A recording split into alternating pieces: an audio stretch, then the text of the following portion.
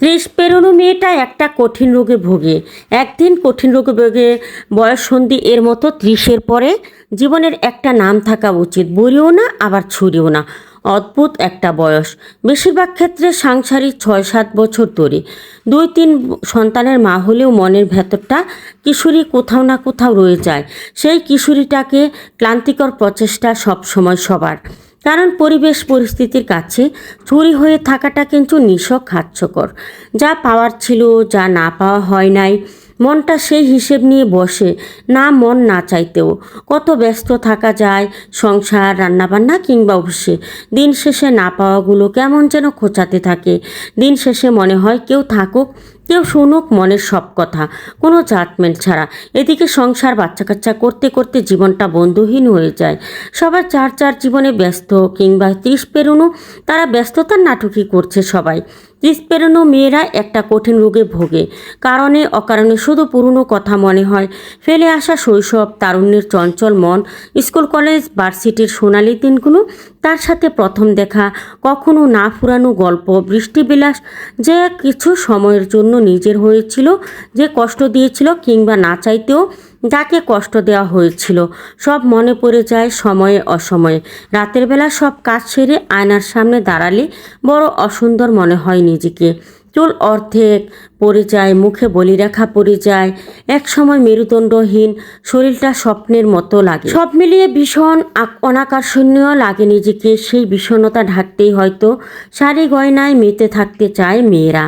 জীবনের অর্ধেকটা পার করে এসে 30 পেরোনো মেয়েটা, তার প্রেমের ইচ্ছা জাগে না, তার ভালোবাসা পেতে ইচ্ছে করে না। শুধু তার মনের ভিতর একটা হাহাকার কাজ করে, সেই দিনের কথাগুলো, যেদিন সে চাইতেও অনেক কিছু পায়নি। পুরাতন মানুষটাই আবার নতুন করে চায়, আবার তার চোখের তারা হয়ে থাকার স্বপ্ন সার জাগে। সংসার, বাস্তবতা সব অস্বীকার চায়, এগুলো মন চায় না তার আর করতে। সংসার, বাস্তবতা সব অস্বীকার করতে চায় মনটা মাঝে মাঝে। 30 পেরোনো মেয়েটা বাবা মায়ের কথা খুব মনে পড়ে, সেই জীবনটা মনে পড়ে প্রতিনিয়ত। অনেকের মা বাবা হয়তো একদিনে আল্লাহর কাছে, যাদের আছে যাদের দূরে, অনেকেরই কাছে অথবা দূরে।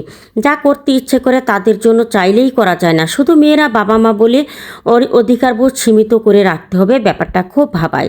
নিজের সন্তানকে আঁকড়ে অন্যরকম সমাজের প্রত্যাশা করে 30 পেরোনো মন। 30 পেরোনো মন মেয়ে বিয়ে করেনি, বাচ্চা হয়নি, ডিভোর্সি, শুভাকাঙ্ক্ষীর অভাব নেই।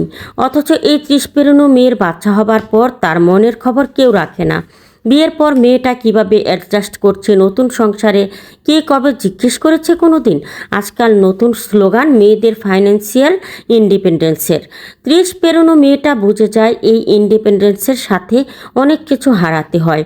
সময় অথবা অর্থ, যে কোনো একটাই পাওয়া যায়। আর শুধু ফাইন্যান্সিয়ালি ইন্ডিপেন্ডেন্ট হলেই কি সমাজ ইন্ডিপেন্ডেন্ট করে দেয়? মেয়েরা কখনোই সমাজের দাসত্ব থেকে পুরোপুরি বের হতে পারে না।